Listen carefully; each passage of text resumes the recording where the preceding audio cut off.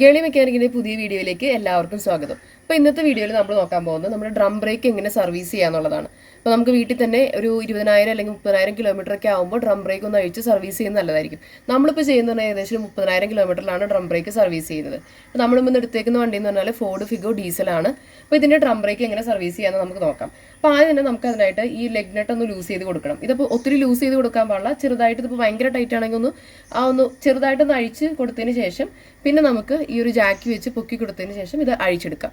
അല്ല നിങ്ങളിപ്പോൾ ഫുള്ളായിട്ട് അഴിച്ചിടുകയാണെന്നുണ്ടെങ്കിൽ ഈ ലെഗിലേക്കുള്ള സ്ട്രെയിൻ ഫുള്ള് വരാനായിട്ട് ഇത് ബെൻഡ് ആവാനായിട്ടുള്ള ചാൻസ് ഉണ്ട്. ഇപ്പോൾ നമ്മുടെ ടയറിൻ്റെ ഈ ലെഗ് നെട്ട് അഴിക്കാനായിട്ട് ഞാൻ ടൂൾ എടുത്തിട്ടുണ്ട്. അപ്പോൾ ഇത് വെച്ച് മാത്രം അങ്ങ് അഴിക്കാനായിട്ട് ചിലതൊക്കെ ഓവർ ടൈറ്റ് ആയിരിക്കും.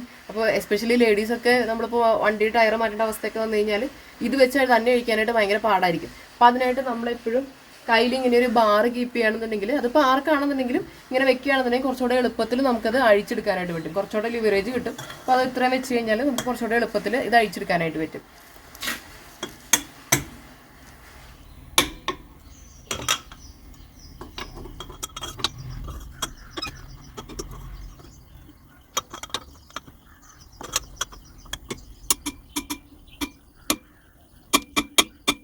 നമ്മളിപ്പോൾ ലെഗ് നെട്ട് ചെറുതായിട്ട് ലൂസാക്കിയിട്ടുണ്ട്. അതിന് ശേഷം നമുക്കിപ്പോൾ ജാക്കി വെച്ച് ഇത് പൊക്കുകയാണ് ചെയ്യേണ്ടത്. അപ്പോൾ അതിൻ്റെ കറക്റ്റ് പ്ലേസ് നോക്കിയിട്ട് ജാക്കി വെച്ച് കൊടുത്തിട്ട് നമുക്കിതങ്ങ് പൊക്കിയെടുക്കാം.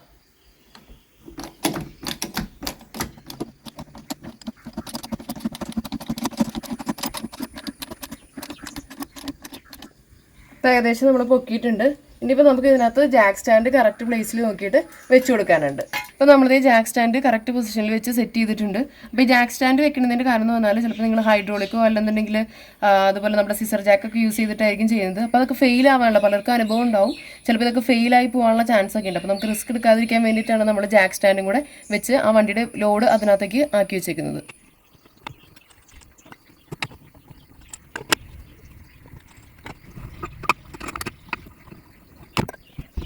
അപ്പോൾ ഇതാണ് നമ്മുടെ ഡ്രം ബ്രേക്ക്. ഇതിങ്ങനെ സുഖമായിട്ട് റൊട്ടേറ്റ് ചെയ്യും.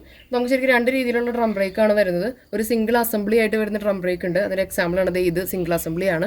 പിന്നെ അതുകൂടാതെ തന്നെ സ്വിഫ്റ്റ് പോലുള്ള വണ്ടിക്കൊക്കെ ആണെന്നുണ്ടെങ്കിൽ ഫ്ലോട്ടിംഗ് ആയിട്ടുള്ള ഇപ്പോൾ ഇവിടെ നമ്മുടെ ഒരു സ്ക്രൂ കാണും, അതങ്ങ് അഴിച്ചെടുത്തിട്ട് സുഖമായിട്ട് നമുക്ക് പുറത്തേക്ക് വലിച്ചു കഴിഞ്ഞാൽ അത് നമുക്ക് അഴിച്ചെടുക്കാം. പക്ഷേ ഇതിനാണെന്നുണ്ടെങ്കിൽ ഇവിടെ ഹബ് നെട്ട് ഉണ്ട്. നമ്മൾ അഴിച്ചെടുത്താലാണ് നമുക്കിതിങ്ങ് പുറത്തേക്ക് എടുക്കാനായിട്ട് പറ്റുള്ളൂ. ഞാൻ ഒരു സ്ക്രൂ ഡ്രൈവർ എടുത്തിട്ടുണ്ട്. നമുക്കിനി അഴിക്കാനുള്ളത് ഈ ക്യാപ്പാണ്. അപ്പോൾ ഈ ക്യാപ്പ് അഴിച്ച് കഴിയുമ്പോഴാണ് ഇതിൻ്റെ അകത്തുള്ള ഹബ് നെട്ട് നമുക്ക് അഴിക്കാൻ പറ്റുള്ളൂ. അപ്പോൾ നമുക്ക് അതിന് വേണ്ടി സ്ക്രൂ ഡ്രൈവർ വെച്ച് ഇവിടുന്ന് പയ്യെ ഒന്ന് ഉള്ളിലേക്ക് വെച്ച് പ്രസ് ചെയ്ത് കൊടുത്ത് പുറത്തേക്ക് ആക്കി കഴിഞ്ഞാൽ നമുക്ക് സുഖമായിട്ട് ഇത് അഴിച്ചെടുക്കാം.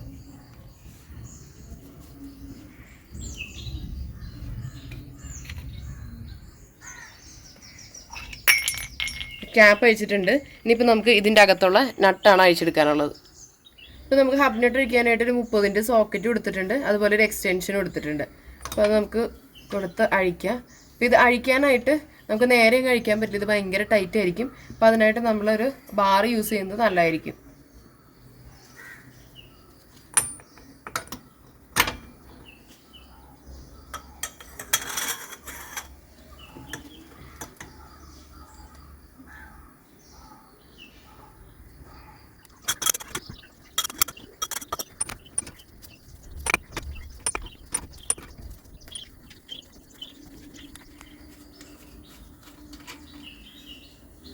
ഇത് നമ്മുടെ ഹബ് നെട്ട് അഴിച്ചെടുത്തിട്ടുണ്ട്. ഇപ്പോൾ നമുക്കിത് ഈ ബ്രേക്ക് ഡ്രം കഴിച്ചെടുക്കാനുള്ളൂ. അപ്പോൾ ചില വണ്ടികൾക്കൊക്കെ ഇത് നമ്മൾ വെറുതെ വലിച്ചു കഴിഞ്ഞാൽ സുഖമായിട്ട് ഇത് പോരും. പക്ഷേ നമ്മളിപ്പോൾ കുറേ കിലോമീറ്റർ കൂടി വണ്ടി റെഗുലറായിട്ട് ഇതൊന്നും അതൊരു 30,000 കിലോമീറ്റേഴ്സ് ഒന്നും അഴിച്ചിട്ടില്ല എന്നുണ്ടെങ്കിൽ നമുക്കിതൊന്നും അഴിച്ചെടുക്കാനായിട്ട് കുറച്ച് പാടായിരിക്കും. അപ്പോൾ പല രീതിയിൽ നമുക്ക് അഴിച്ചെടുക്കാം. ഒരു പുള്ളർ വെച്ചിട്ട് നമുക്കിത് അഴിച്ചെടുക്കാനായിട്ട് പറ്റും. പക്ഷേ എല്ലാവരുടെ വീട്ടിലും പുള്ളറൊന്നും ഉണ്ടാവണമെന്നുണ്ടാവില്ല. അപ്പോൾ അങ്ങനെയുള്ള കേസിൽ വേണമെങ്കിൽ നമുക്ക് നമ്മുടെ ഈ സ്ക്രൂ ഡ്രൈവർ വെച്ചിട്ട് ഈ മേളിലും അതുപോലെ തന്നെ ഈ താഴെയും ഒന്ന് പുറത്തേക്ക് ഇങ്ങനെ ആക്കി കൊടുത്തിട്ട് ഇതുപോലെ പ്രസ് ചെയ്ത് ഇങ്ങനെ പുറത്തേക്ക് ആക്കിയിട്ട് നമുക്ക് വലിച്ച് ഊരിയെടുക്കാം. അപ്പോൾ എപ്പോഴും ശ്രദ്ധിക്കേണ്ട കാര്യം എന്ന് പറഞ്ഞാൽ ഈ രണ്ട് സൈഡിൽ നമ്മൾ സ്ക്രൂ ഡ്രൈവർ വെച്ച് കുത്താനൊന്നും പാടില്ല. കാരണം ഈ രണ്ട് സൈഡിലാണ് നമ്മുടെ ഈ ബ്രേക്ക് പാഡ്സ് വരുന്നത്. അപ്പോൾ അതിനെന്തെങ്കിലും കംപ്ലയിൻറ്റ് വന്നു കഴിഞ്ഞാൽ പിന്നെ നമ്മളത് മാറ്റി കൊടുക്കേണ്ട തന്നെ വരും. അപ്പോൾ അതുകൊണ്ട് എപ്പോഴും ശ്രദ്ധിക്കുക, ഈ മേലെയും ഈ താഴെയും കൂടെ ചെയ്ത് ഇങ്ങനെ പയ്യെ പുറത്തേക്ക് ആക്കിയാൽ മാത്രമാണ് നമ്മുടെ ഇതിൻ്റെ അകത്തുള്ള ലോക്ക് വിട്ട് ഈ ബ്രേക്ക് ഷൂ ആയിട്ടുള്ള ലോക്ക് വിട്ട് നമുക്കിത് പുറത്തേക്ക് എടുക്കാനായിട്ട് പറ്റുള്ളൂ. നമുക്കിപ്പോൾ അത്രയ്ക്കൊന്നും കഷ്ടപ്പെടാതെ അതിൽ എളുപ്പത്തിൽ ഈ രണ്ട് സ്പാനർ വെച്ച് നമുക്കങ്ങ് അഴിച്ചെടുക്കാം. അപ്പോൾ അതിനായിട്ട് രണ്ട് സ്പാനർ എടുത്തിട്ടുണ്ട്. എന്നിട്ട് നമുക്ക് ഈ ഒരു നട്ട് വെച്ച് അങ്ങ് ടൈറ്റ് ചെയ്ത് കൊടുക്കുക. ഇപ്പോൾ ഇത് വെച്ച പോലെ തന്നെ നമുക്ക് താഴെ ഒരെണ്ണം വെച്ച് കൊടുക്കാം.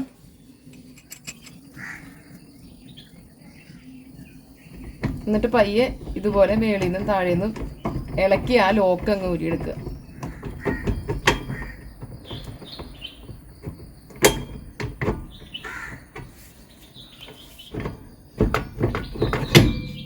അപ്പോൾ നമ്മൾ ബ്രേക്ക് ഡ്രം അഴിച്ചു വെച്ചു. അപ്പോൾ അതിൻ്റെ അകത്ത് ഈ കാണുന്നതാണ് നമ്മുടെ ABS റിംഗ് എന്ന് പറയുന്നത്. അപ്പോൾ അഴിച്ചെടുക്കുമ്പോൾ പ്രത്യേകം ശ്രദ്ധിക്കുക, നമ്മൾ ഒരിക്കലും കമത്തി വെക്കരുത്. കാരണം ഈ റിങ്ങിന് എന്തെങ്കിലും കംപ്ലൈൻറ്റ് വന്നു കഴിഞ്ഞാൽ നമ്മുടെ ABS ലൈറ്റൊക്കെ കത്തും. അപ്പോൾ അതുകൊണ്ട് എപ്പോഴും ഇങ്ങനെ തന്നെ വെക്കാനായിട്ട് ശ്രദ്ധിക്കുക. അതുകൂടാതെ തന്നെ ഇതിൻ്റെ അകത്ത് കണ്ടോ നിറച്ച് നമ്മുടെ ബ്രേക്ക് ഡസ്റ്റും അതുപോലെ തന്നെ ഗ്രീസിൻ്റെ പാർട്ടിക്കിളൊക്കെ വന്ന് അടഞ്ഞിരിപ്പുണ്ട്. അപ്പോൾ ഇതൊക്കെ നമ്മൾ കൈ വെച്ച് ക്ലീൻ ചെയ്ത് ശരിയാക്കി എടുക്കാനായിട്ടുണ്ട്. അപ്പോൾ നമുക്ക് വേണമെങ്കിൽ നമ്മളിപ്പോൾ എന്തെങ്കിലും ഒരു ബ്രഷ് ഉപയോഗിച്ച്, ഒരു ഷേവിങ് സെറ്റിൻ്റെ ബ്രഷോ ഇപ്പോൾ ഇതുപോലെയുള്ള ബ്രഷൊക്കെ നമ്മൾ ഉപയോഗിക്കുകയാണെന്നുണ്ടെങ്കിൽ ഇത് വെച്ച് നമുക്ക് ഇതിൻ്റെ അകമൊക്കെ ക്ലീൻ ചെയ്ത് കൊടുക്കാം. അപ്പോൾ നമ്മൾ ഇങ്ങോട്ട് വരുമ്പോൾ കണ്ടോ, ഇതാണ് നമ്മുടെ ബ്രേക്ക് ഷൂ എന്ന് പറയുന്നത്. ഇതാണ് ബ്രേക്ക് ഷൂസ് വരുന്നത്. അപ്പോൾ ഇതിൻ്റെ തിക്നെസ് ആദ്യം ശ്രദ്ധിക്കാനായിട്ടുണ്ട്. ഇപ്പോൾ ഇതിന് നമുക്ക് ഏകദേശം ഒരു 2-2.5 mm വരുന്നുണ്ട്. അപ്പോൾ ഒരു 1 mm ഒക്കെ ആയിരുന്നുണ്ടെങ്കിൽ തിക്നെസ് നന്നായിട്ട് കുറഞ്ഞു എന്നുണ്ടെങ്കിൽ നമ്മളിത് മാറ്റി കൊടുക്കേണ്ടതായിട്ടുണ്ട്. അപ്പോൾ ഇതിന് ആ കണ്ടീഷൻ ആയിട്ടില്ല. അപ്പോൾ നല്ലതായ കാരണം നമുക്കിത് മാറ്റേണ്ട ആവശ്യമില്ല. പിന്നെ ഈ കാണുന്നതാണ് നമ്മുടെ ഓട്ടോമാറ്റിക് അഡ്ജസ്റ്റർ എന്ന് പറയുന്നത്. അപ്പോൾ അതിന്റെ പർപ്പസ് എന്ന് പറഞ്ഞാൽ നമ്മളിപ്പോൾ ബ്രേക്ക് പാഡ് ഒത്തിരി ഉറഞ്ഞു തീരുമ്പോൾ, അതായത് ബ്രേക്ക് ഷൂ ഒക്കെ ഉറഞ്ഞു തീർന്നു തുടങ്ങുമ്പോൾ നമ്മുടെ ഈ ബ്രേക്ക് ഷൂവും അതുപോലെ തന്നെ ബ്രേക്ക് ഡ്രമ്മും ആയിട്ടുള്ള ക്ലിയറൻസ് കുറയ്ക്കാൻ വേണ്ടിയിട്ടാണ് ഈ ഓട്ടോമാറ്റിക് അഡ്ജസ്റ്റർ യൂസ് ചെയ്യുന്നത്. അപ്പോൾ ചില കേസിലൊക്കെ ഈ അഡ്ജസ്റ്ററിനൊക്കെ കംപ്ലൈന്റ് വന്നിട്ടുണ്ടെങ്കിൽ നമ്മളിപ്പോൾ ബ്രേക്ക് ഓട്ടാൻ നേരത്തെ ഒത്തിരി അങ്ങ് താന്നു പോയിട്ടായിരിക്കും നമുക്ക് ബ്രേക്ക് കിട്ടുന്നത്.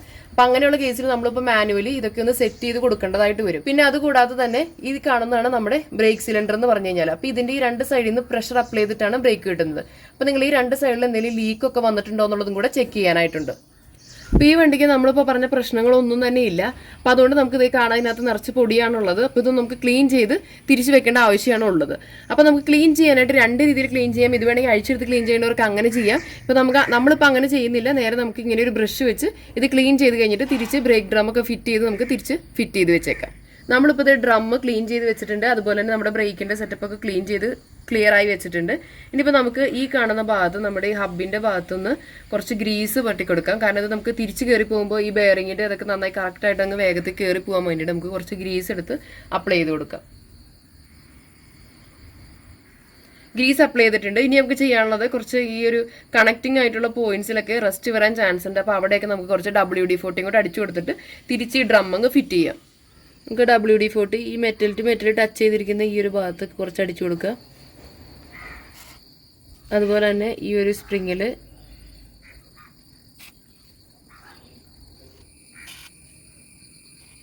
അപ്പോൾ ഇതുപോലെ ഈ മെറ്റൽ ടു മെറ്റൽ കോണ്ടാക്ട് വരുന്ന ഇങ്ങനെയുള്ള ഭാഗങ്ങളിലൊക്കെ ചെറുതായിട്ടൊന്ന് അടിച്ചു കൊടുക്കുക. പ്രത്യേകം ശ്രദ്ധിക്കുക, നമ്മുടെ ബ്രേക്ക് ഷൂവിനകത്ത് അടിക്കരുത്. അല്ലാതെ ഇങ്ങനെയുള്ള പോയിന്റുകളിലൊക്കെ അടിച്ചു കൊടുത്താൽ മതി. അപ്പോൾ നമുക്കിനി തിരിച്ച് ഫിറ്റ് ചെയ്യാം. അപ്പോൾ ഞാൻ ഗ്ലൗസ് മാറ്റിയിട്ടുണ്ട്. വേറെ ഒന്നുമല്ല, നമ്മൾ ഗ്രീസ് പിടിച്ച് കൈ കൊണ്ട് എങ്ങനെ ഇതിൻ്റെ അകത്തെങ്ങാനും പിടിക്കുമോ അല്ലെങ്കിൽ നമ്മൾ ഈ ബ്രേക്ക് ഷൂവിൽ എങ്ങനെ ടച്ച് ചെയ്ത് കഴിഞ്ഞാൽ പിന്നെ നമുക്ക് ബ്രേക്ക് പിടിച്ചാൽ കിട്ടാണ്ടാവും. അപ്പോൾ അതിപ്പോൾ നമ്മൾ ഭയങ്കരമായിട്ട് ശ്രദ്ധിക്കണം. അങ്ങനെ എന്തെങ്കിലും പറ്റിക്കഴിഞ്ഞാൽ നമ്മൾ എന്തെങ്കിലും തിന്നർ ഉപയോഗിച്ചോ അല്ലാന്നുണ്ടെങ്കിൽ പെട്രോളൊക്കെ വെച്ചൊന്ന് ക്ലീൻ ചെയ്ത് കൊടുത്തിട്ട് വേണം തിരിച്ച് ഫിറ്റ് ചെയ്യാനായിട്ട്. അപ്പോൾ നമുക്കിനി തിരിച്ച് ഇത് കറക്റ്റ് ലോക്കിലേക്ക് വെച്ച് ഫിറ്റ് ചെയ്യാനായിട്ട് നോക്കാം.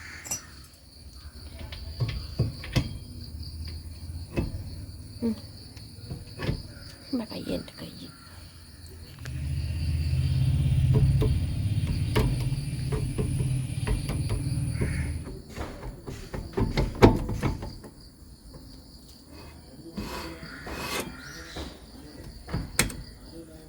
ഇനിയിപ്പോൾ നമുക്ക് ഈ ഹാഫ് നെട്ടും കൂടെ അങ്ങ് തിരിച്ച് ഫിറ്റ് ചെയ്ത് വെക്കാം.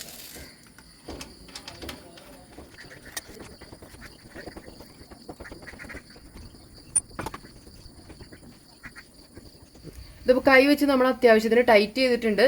ഇനിയിപ്പോൾ നമുക്കൊരു ബാർ വെച്ചിട്ട് നമ്മൾ അഴിച്ചപ്പോൾ നമ്മൾ ചെയ്ത പോലെ തന്നെ ലിവറേജ് കൊടുത്ത് അഴിച്ചെടുത്ത പോലെ തന്നെ തിരിച്ചിതൊന്ന് ടൈറ്റ് ചെയ്ത് കൊടുത്താൽ മതി. ഇതിപ്പോൾ നമ്മൾ ഹബ് നെറ്റ് മാക്സിമം ടൈറ്റ് ചെയ്ത് കൊടുത്തിട്ടുണ്ട്. ശരിക്കും ഇതൊരു 150 to 200 Nm ടോർക്ക് വെച്ചാണ് നമ്മൾ ടൈറ്റ് ചെയ്ത് കൊടുക്കേണ്ടത്. ഇപ്പോൾ നമുക്ക് ടോർക്ക് റേഞ്ച് ഇല്ലാന്നുണ്ടെങ്കിൽ നമ്മുടെ കൈ കൊണ്ട് മാക്സിമം സ്ട്രെസ് എടുത്ത് ടൈറ്റ് ചെയ്ത് കൊടുക്കുകയാണ് ചെയ്യേണ്ടത്. ലിവറേജ് ഒക്കെ കൊടുത്ത് ടൈറ്റ് ചെയ്ത് കൊടുക്കുക മാക്സിമം. അപ്പോൾ നമ്മൾ ഇനി ഇത് കഴിഞ്ഞു. ഇനിയിപ്പോൾ നമുക്ക് ഇതിൻ്റെ ക്യാപ്പും കൂടെ ഫിറ്റ് ചെയ്യാനുള്ളൂ. അത് കഴിഞ്ഞ് കഴിഞ്ഞാൽ നമുക്ക് വീലും കൂടെ തിരിച്ച് ഫിറ്റ് ചെയ്യാം. ഇനിയിപ്പോൾ ഏകദേശം ഒരു 10 കിലോമീറ്ററൊക്കെ ഒന്ന് ടെസ്റ്റ് ഡ്രൈവ് ഒക്കെ ചെയ്ത് കുഴപ്പമൊന്നുമില്ലല്ലോ എന്ന് ഉറപ്പ് വരുത്തുക. അപ്പോൾ ഇന്നത്തെ വീഡിയോ ഇത്രയേ ഉള്ളൂ. അപ്പോൾ യൂസ്ഫുൾ ആയെന്ന് വിചാരിക്കുന്നു. അപ്പോൾ വീഡിയോ ഇഷ്ടപ്പെട്ട് കഴിഞ്ഞാൽ ലൈക്ക് ചെയ്യുക. അതുപോലെ തന്നെ ചാനൽ സബ്സ്ക്രൈബ് ചെയ്യാത്തവരുണ്ടെങ്കിൽ സബ്സ്ക്രൈബ് ചെയ്യുക.